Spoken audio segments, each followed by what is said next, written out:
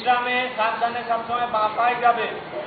বিশ্রাম করলে ডান পাটা এখানেই থাকবে, বাঁ পা 10 ইঞ্চি গ্যাপ।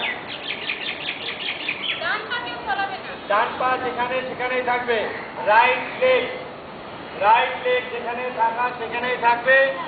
লেফট লেগ সরবে আর আসবে। সাবধান। বিশ্রাম। লেফট পা তুমি রাইট করছো না, রাইট রাখো, রাইট পা রাখো, লেফট পা সরাও। এটা হচ্ছে বিশ্রাম। আবার সাবধানে আসো, লেফট পা আসো। গুড। সবার দুটো পা জোড়া করে দাঁড়াও। দাঁড়িয়েছো? সবার বাঁ পাটা বাঁ দিকে করো অল্প করে।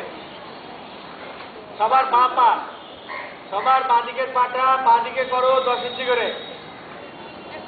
বাঁ পাটা বাঁ দিকের পা সরাও, আবার বাঁ দিকের পাটা নিয়েছো।